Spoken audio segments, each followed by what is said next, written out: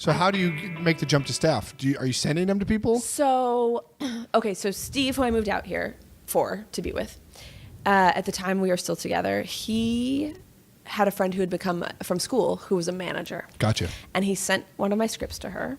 Nice. And we started working together. Oh, that's great. Which was great. And then, but even then, like, I started working with her, and then eventually I got an agent. And I remember feeling like, oh. Just via her. I've made it. Yeah, like she set me up with some meetings at various agencies and whatever. And it was after working with her for a year. It wasn't like right away. Yeah. Because she had work to do for me. And then I got my agent, and I was like, well, this is going to be, like, the future is paved with gold, right? Yeah. And then it took a year and a half, 2 years before I got staffed. So at that time, is she asking for stuff to submit, or are you meeting with people, or I'm is meeting, it just I'm crickets? like going on generals for sure. Okay. I am writing so many samples Yep. because I'm in that phase of like, Ryan Murphy is maybe staffing for blah, blah, blah. Yep. And we really think you need something that feels like Glee. Yep. So then I would like go home and write the thing that felt like Glee. Yeah. Not a good way to write. I just did that for a long time. Wow. And I kept being told, like, I was in that phase where my agent would call and be like, great news, so-and-so staffing, I'm going to submit you. And then you just never hear anything. Yeah. It was like 2 years of that. Right. And actually, now that I think about it, Orange was my first meeting I ever, was like staffing meeting I ever Oh, got. really? Yes. Wow. Yeah, so like no one had even met me before that. I was doing like generals and stuff, Yeah. but no one had ever read my stuff and been like, yeah, let's meet her. Wow. Yeah. That's crazy. Crazy. You know what's so funny is my roommate's like going through that very similar. I'm so far removed from. I know you think of me as a writer, and I appreciate that. But I'm so far removed from that. But my roommate is a writer, and he's dealing with like all of that right now, where people are looking for something. So then he like hyper focuses on that and stuff. So it's funny to hear that process and how much you have to adapt and be ready to do it. Just do it. Yeah. I mean, I don't know how much I love that now. Oh no, it's awful. It's awful. I'm like, I don't know that it is useful either. Yeah. Like maybe if you don't have that sample, that's not your show that you're going to get staffed on. Yeah. You know? Yeah. Because now I think about if I had gotten staffed on the wrong show, like if I had gotten staffed on like Firefighter 49 or whatever, you know. Yeah. Love that show. We're going to sell that to Fox tomorrow.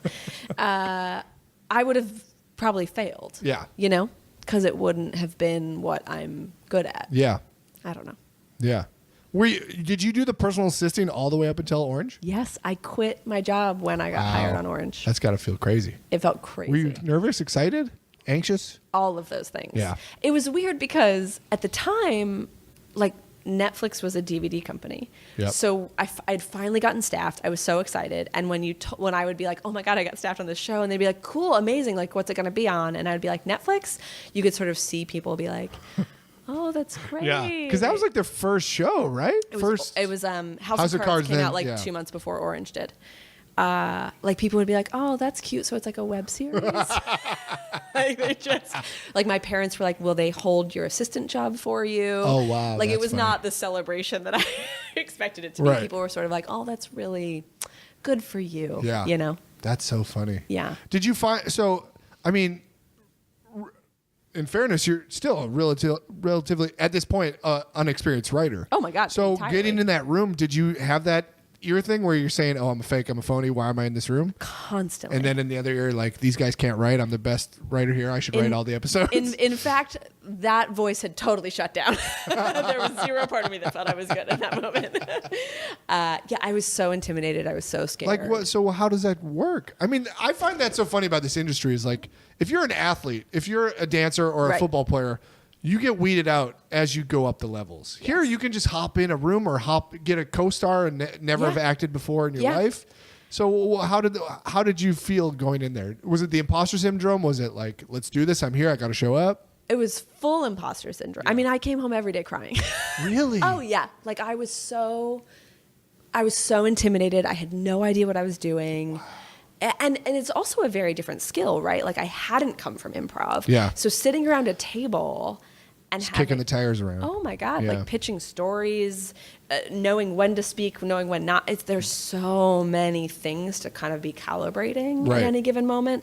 And Genji runs a very democratic room. Sure. I think it took me a long time to realize that there are other rooms that are like way more politically minded in terms of like, you know, the co-EP's idea wins, or if so-and-so has an idea, then you just sit and listen. Like, that is not the room she runs, which is very cool. Yeah.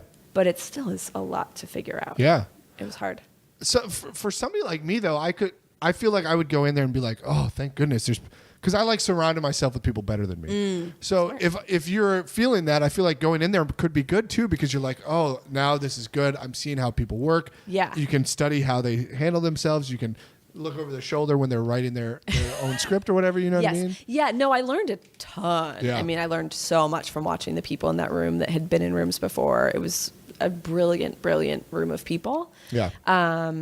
But while you're learning, like while you're climbing up the hill and also simultaneously trying to prove that you belong there it was so hard. Slippery slope. It was like the scariest couple months of my life. It was really intense. Yet exciting. Totally. And I'd been writing long enough that like when I got assigned a script, I think that part felt really good to me. I think that part was like, I can go home and I know how to do this part.